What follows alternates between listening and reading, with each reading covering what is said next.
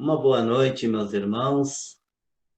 É com bastante alegria, é com bastante satisfação que a Sociedade Espírita Jesus nos oportuniza mais um momento de aprendizado, mais um momento de estudo, oportunidade que temos de fazer uma reflexão sobre um texto do Evangelho segundo o Espiritismo, para a nossa reflexão, para nosso aprendizado, para que possamos seguir nessa caminhada.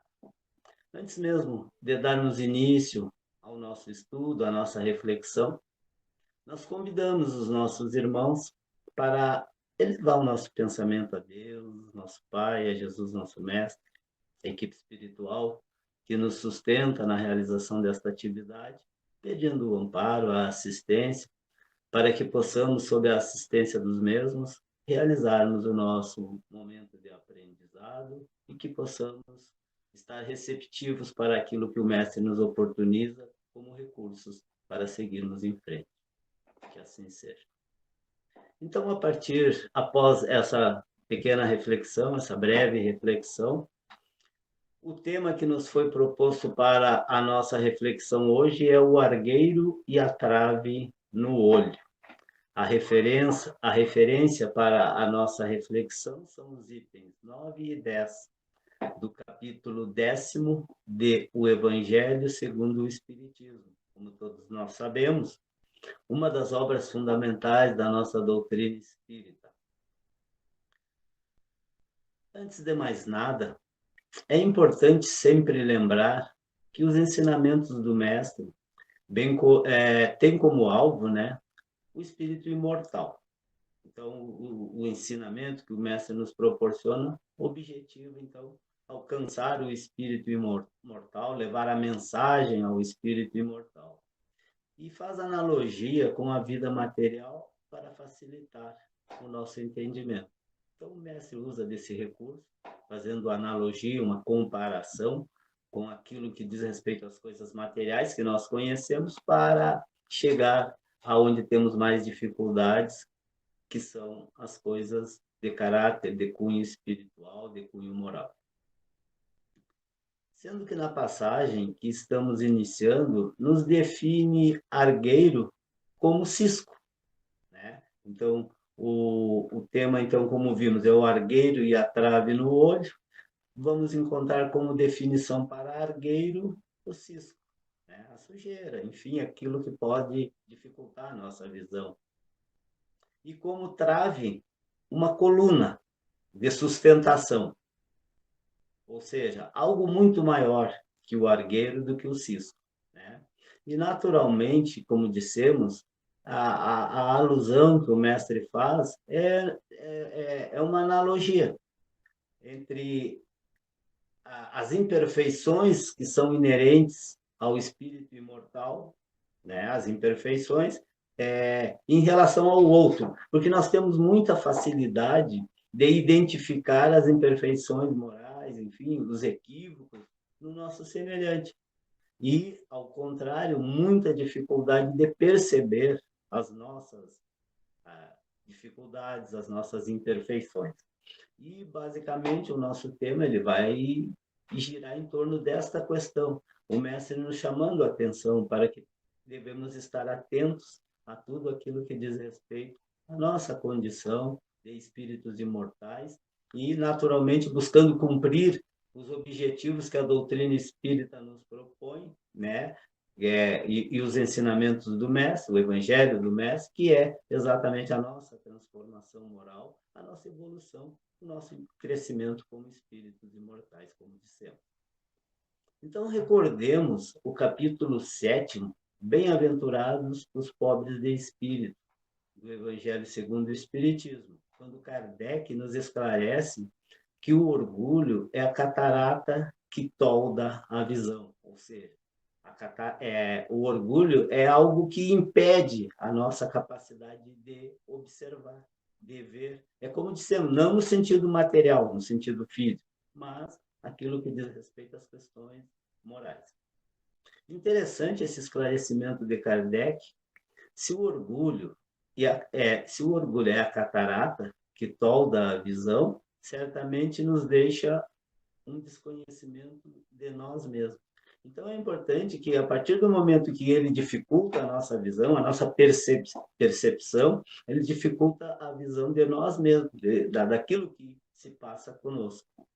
Então, e isso significa que olhamos mais o que acontece fora de nós e, mesmo assim, ainda ficamos sem bases para acionar, para direcionar e discernir aquilo que identificamos no outro, segundo os nossos conceitos, os nossos padrões e o nosso sentimento.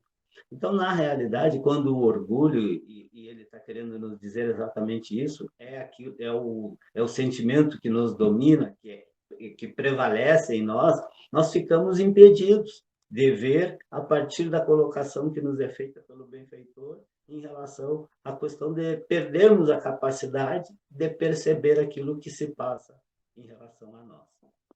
Então, por isso, devemos refletir profundamente na necessidade, né, intransferível de identificarmos e trabalharmos esse grande obstáculo do nosso progresso, que é o orgulho. Então, ali está, e a doutrina espírita trabalha muito esse aspecto, da necessidade, inclusive, do autoconhecimento, para que possamos identificar essa imperfeição que é presente em todos nós, a partir do momento que temos consciência que habitamos um mundo de provas e expiações, e a característica do mundo de provas e expiações, naturalmente, é ser habitada por espíritos imperfeitos.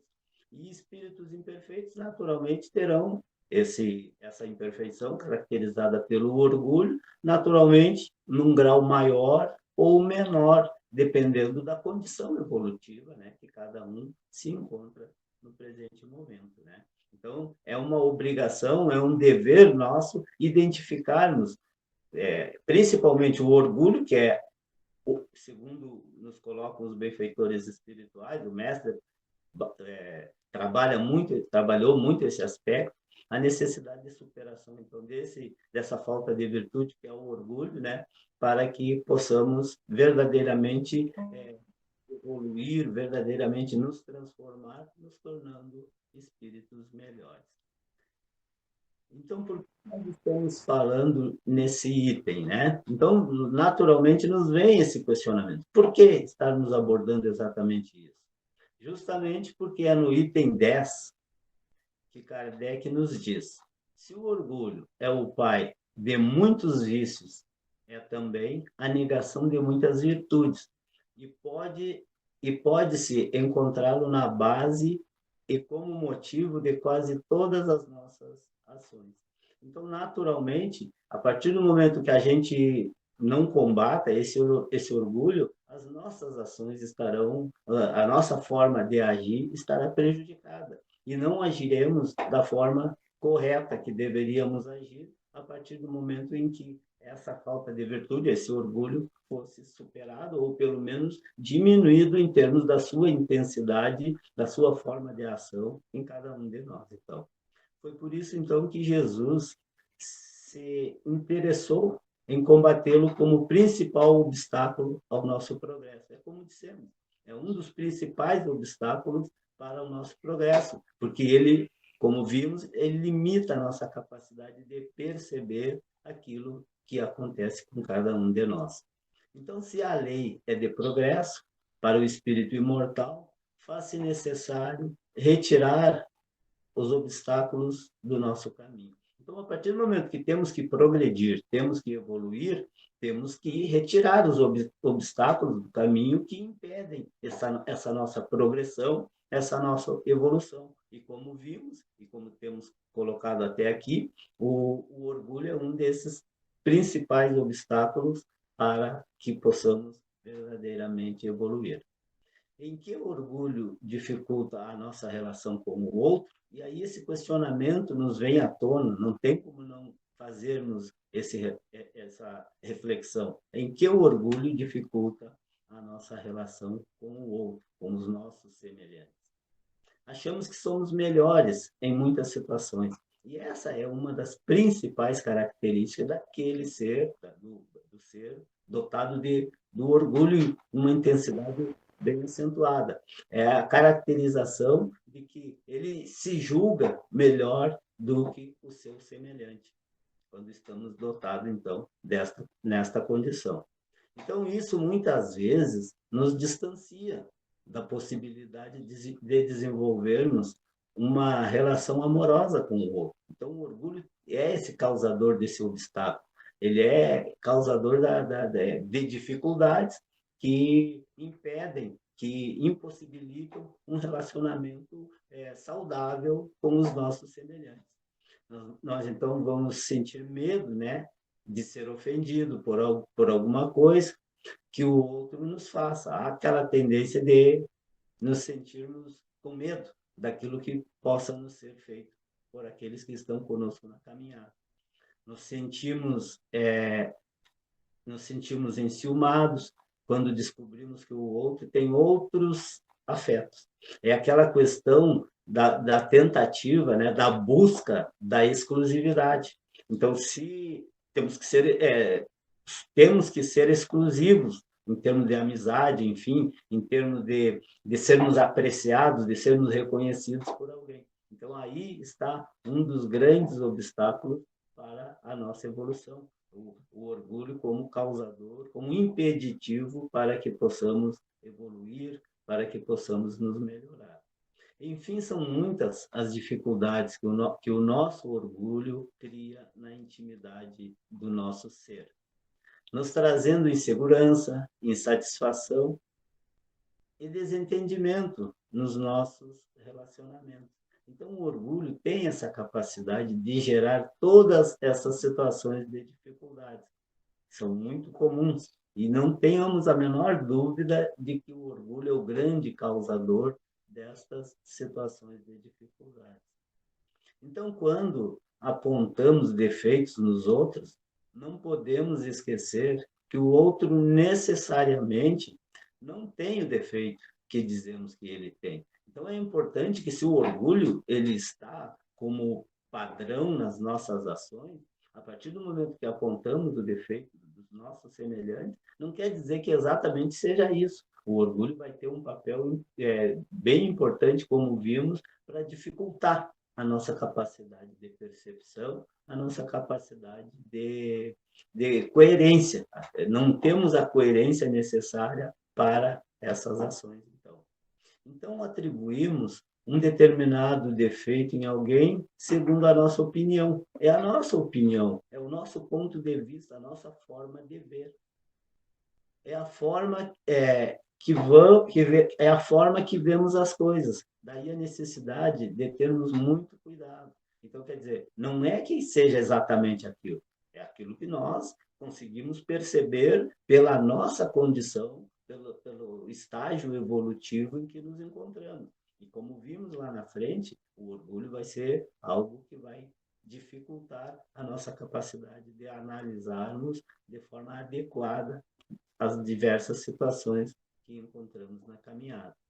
Então, analisamos o semelhante segundo os nossos conceitos, que muitas vezes estão baseados em preconceitos e equívocos, que não condizem com a realidade do nosso companheiro. Então, muitas vezes, ao fazer essa análise, quando o orgulho está muito presente, nós vamos usar de preconceitos, vamos usar conceitos inadequados, né, impróprios para aquela análise, e com certeza isso é um fator de dificuldade no nosso relacionamento, dificultando as relações que vamos ter com aqueles que estão conosco na caminhada. Então, o orgulho tem essa condição, tem essa possibilidade de dificultar o nosso avanço, o nosso andar em direção ao nosso crescimento, à nossa evolução, à nossa transformação moral. Então, Jesus ele nos ensinou o grande método de viver bem com o outro, o que geralmente achamos ser impossível. É uma tendência de acharmos impossível exercitar porque o catalogamos como um ensino de santificação.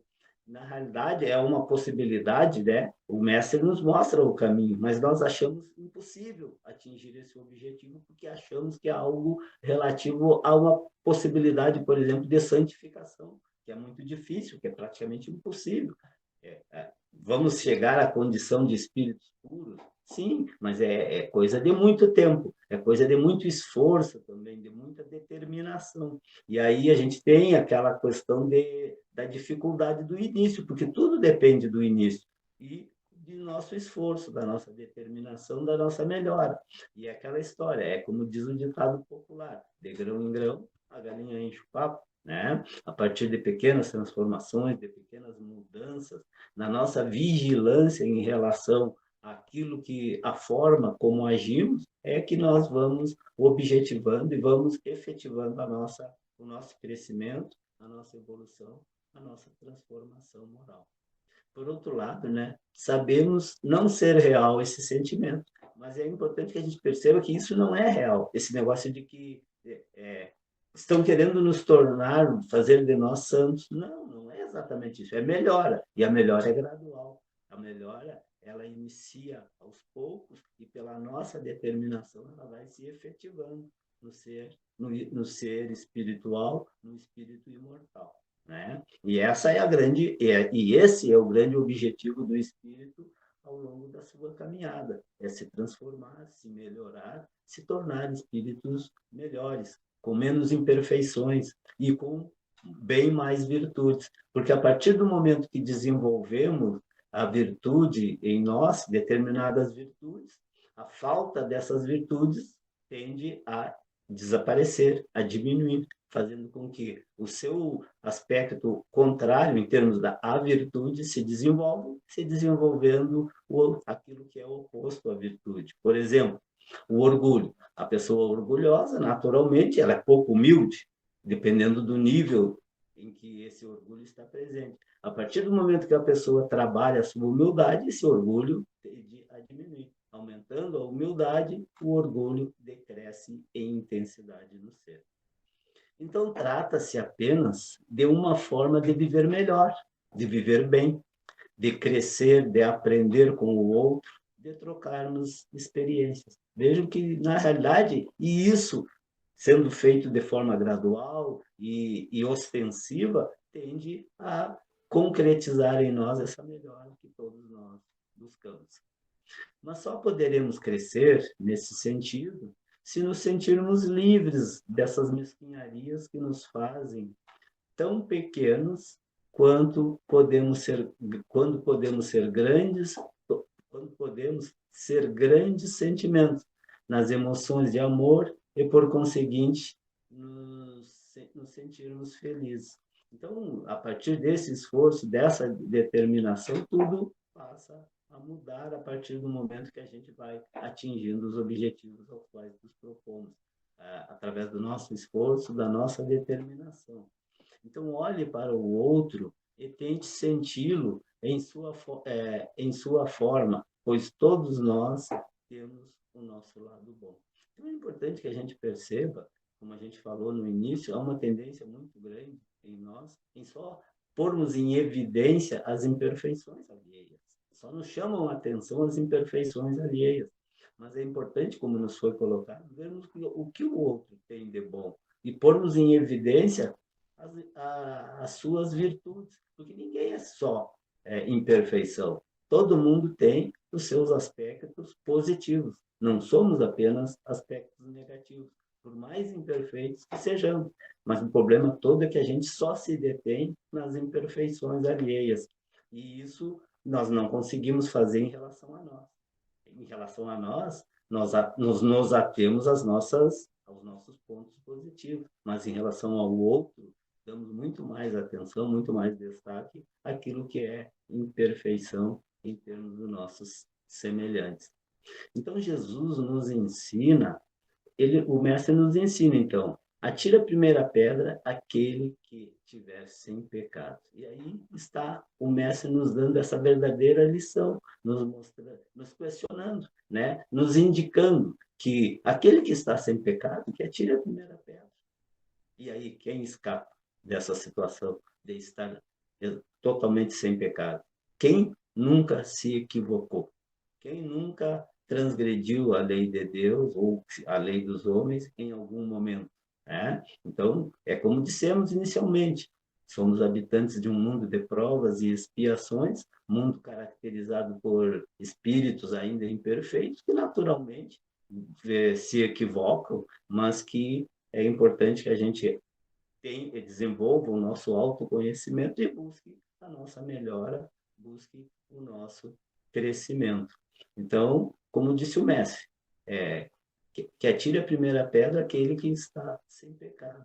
E a partir do momento que se perceber essa situação, a gente vai ver que a gente é como os demais. Estamos, naturalmente, em condições semelhantes. Alguns um pouco melhor em alguns aspectos, outros em outros, mas, de uma forma geral, estamos todos no mesmo barco. Estava aí o mestre, indiscutivelmente dizendo da nossa incompetência em julgar o outro, justamente porque somos como o outro, como dissemos, alguma coisa um pouco melhor, mas em outras vamos estar em condição um pouco pior também. Então, a condição é idêntica para todos aqueles que habitam, como dissemos, um mundo de provas e expiações. Ao olharmos o lado bom, né, poderemos nos descobrir e nos relacionar com nossos semelhantes pelo lado positivo. Então, é importante que a gente busque esse relacionamento, busque as coisas boas como forma de relacionamento, nunca priorizando o negativo, aquilo que não é bom. Tanto não vai ser bom para nós quanto para o nosso semelhante, porque a partir do momento que julgamos o nosso semelhante pelas suas imperfeições, e nós, como queremos que o Pai nos julgue? Com o mesmo peso que julgamos os nossos semelhantes? Fica esse questionamento. Né? Experimente, tente descobrir, estimule-se o lado bom, incentive-o. Então, façamos a questão, façamos a análise, né? O julgamento, a observação daquilo que é bom no nosso semelhante, e não apenas as suas dificuldades, as suas imperfeições, aquilo que, na realidade, precisa ainda ser melhorado, mas quem não tem algo a melhorar, né? É a nossa condição, como dissemos. Então, arranquemos de dentro do outro os sentimentos nobres e veremos que a relação se torna mais fácil, ela se torna mais compensadora, enfim, nos trará valores que são imagináveis. Então, a partir do momento que mudamos a nossa forma de pensar em relação ao nosso semelhante, a forma de nos relacionarmos com aqueles que estão conosco na caminhada fica bem mais amena, a convivência mais pacífica, o entendimento tende a prevalecer na convivência com os nossos semelhantes. Então, que busquemos ver, observar o lado bom, né? Se possível, se estiver ao nosso alcance, de forma discreta, auxiliar, até e principalmente pelo exemplo, a possibilidade de que o outro venha a se transformar. E essa é a grande forma que a gente pode auxiliar o nosso semelhante, exemplificando, né? Porque não adianta a gente achar que o outro, que devemos mudar o outro. Cada um tem a responsabilidade de se transformar, de exercer a sua transformação moral. Não cabe a ninguém querer mudar o seu semelhante. Essa tarefa é intransferível. Ela é de cada um e é intransferível. Tem o livro dos Espíritos, na parte que fala das leis morais, lei de liberdade, nos dizem os Espíritos que nós fazemos os hipócritas, porque não aceitamos a sua forma de pensar. Então, o livro dos Espíritos nos traz esse alerta, que nós é quem fizemos os hipócritas, porque a gente não aceita a sua forma de pensar. Ou seja, quando alguém percebe que não aceitamos a forma com que ele pensa, não se mostra como é. E se a gente for analisar, essa questão é real, porque se alguém sabe que a gente tem uma forma de pensar em relação a alguma coisa, a pessoa tenderá a não agir com naturalidade, demonstrando aquilo que é, porque ela já sabe que será recriminado, né? Então, Como diz a literatura, nós é que fizemos os hipócritas a partir do momento que não aceitamos as pessoas como elas são, fazendo com que elas criem as ditas máscaras, ou seja, elas não ajam exatamente como elas naturalmente agiriam se não fossem recriminadas. No entanto, prosseguem os espíritos dizendo que todo ser é livre para pensar. Então, a liberdade de pensamento é verdadeiramente o maior direito que a humanidade tem. É a liberdade de pensar como quiser. Tá? Então, esse é o grande aspecto relativo à liberdade do ser humano, tá? A liberdade de pensar. Ninguém pode impedir que alguém possa exercer esse direito de pensar, seja da forma que for, mas não está prejudicando ninguém. Pode, dependendo daquilo que estamos emitindo em termos de pensamento, prejudicar-nos a nós mesmos, porque é algo que daria, por exemplo, uma exposição doutrinária em relação às nossas emissões mentais, né? Mas, em relação aos nossos semelhantes, é um direito nosso de pensar da forma que quiser. O livre-arbítrio em termos de pensamento.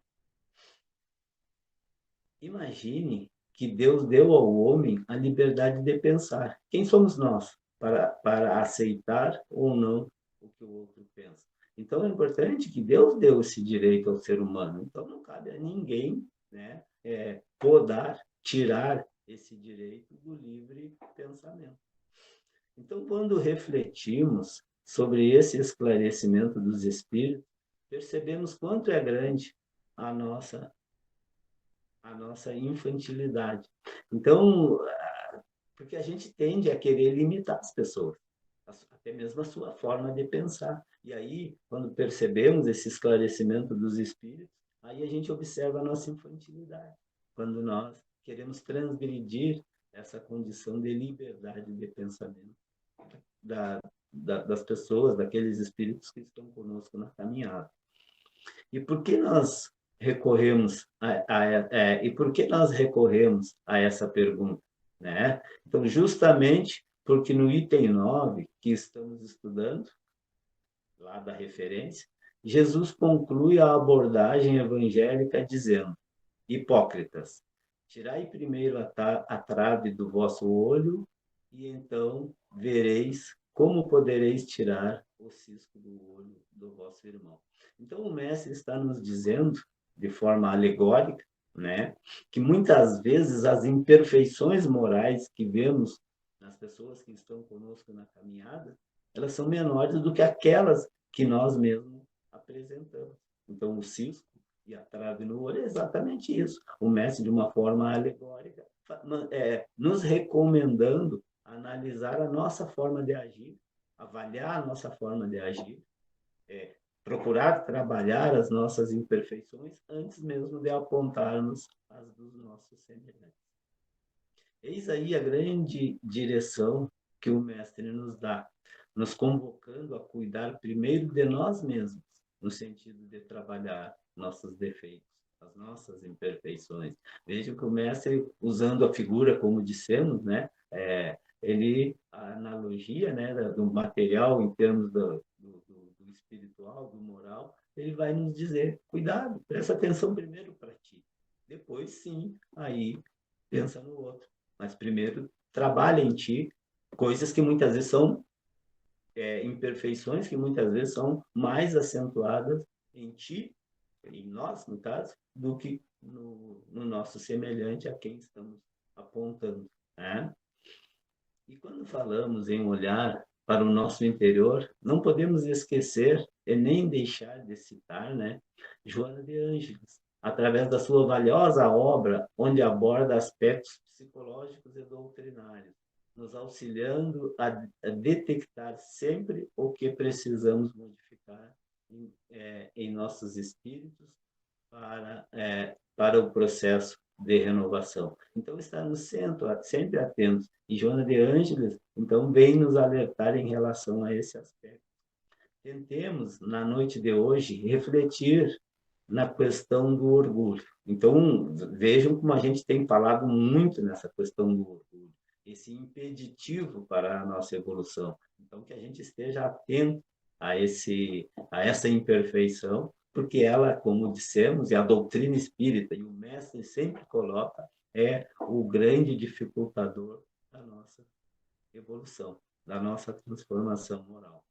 Somos orgulhosos? Por que somos?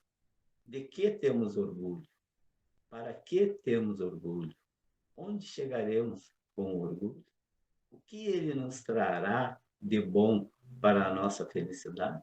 São questionamentos que temos que fazer, são reflexões que temos que realizar. E a partir de então, a partir das respostas que nos dermos em relação a esses questionamentos, naturalmente fica mais fácil o trabalho que vamos realizar em torno da superação desta imperfeição, que, como falamos, é algo extremamente prejudicial à evolução do espírito. Eis aí, meus irmãos, questões que se desdobram em nossa mente, e certamente as nossas emoções também se movimentam no sentido de avaliarmos e reavaliarmos o nosso próprio conteúdo. Então, são questões que nos possibilitam essas reflexões, são questões, são questionamentos que fazem com que a gente possa dar um novo direcionamento na caminhada. Como dissemos, a partir do nosso esforço, a partir da nossa transformação, do desejo de mudança, do desejo de nos melhorarmos. E nessa reflexão, busquemos nesse momento nossos amigos espirituais, que tudo fazem para o nosso progresso moral, para que eles nos ajudem, nos direcionem nessa noite, quando sairmos dos nossos corpos físicos para uma das muitas salas de estudo no plano espiritual, para que possamos fazer um curso rápido sobre a humildade, a chave do progresso individual. E naturalmente que ao entrarmos no nosso sono, no repouso do corpo, a doutrina nos diz que o espírito se liberta dependendo das circunstâncias, né? Dependendo do padrão vibratório que nos encontramos, muitas vezes somos levados ao plano espiritual para nos darmos conta daquilo que precisamos, e que é os pequenos cursos que os irmãos, que a literatura nos coloca, que nos proporcionam ao despertar o entendimento de uma nova realidade para que nós possamos traçar a nossa caminhada. E para concluirmos, né, roguemos a Jesus que nos conceda a oportunidade de fazermos pequenos cursos para voltarmos aos nossos corpos mais animados, mais capazes de superar nossos limites e as nossas dificuldades. Um espírita nunca deverá crer que não vencerá uma dificuldade, porque ele sabe que, diante das dificuldades, a providência sempre enviará os recursos necessários. Então, é importante que a gente tenha essa certeza que nós nunca estamos sozinhos, nós nunca estamos desamparados. E o Mestre deixou muito claro: bata e a porta se abrirá, procure e encontrarei. Naturalmente, depende do nosso esforço, da nossa determinação, da nossa busca em encontrar os recursos que estão ao nosso dispor, mas naturalmente temos que estar dispostos a recebê-los, estarmos receptivos a essa assistência, a esse amparo, a essa ajuda que a espiritualidade, que Deus nosso Pai, a providência divina, coloca sempre ao nosso dispor. Meus irmãos, esta foi a reflexão desta noite, que possamos, de alguma forma, colher ensinamentos, colher motivos de aprendizado, para que possamos direcionar a nossa caminhada para esse grande objetivo, que é nos tornarmos espíritos melhores. Então, agradecemos a oportunidade, agradecemos ao Pai por mais esse momento, e que a paz do Mestre permaneça com todos nós, hoje e sempre. Que assim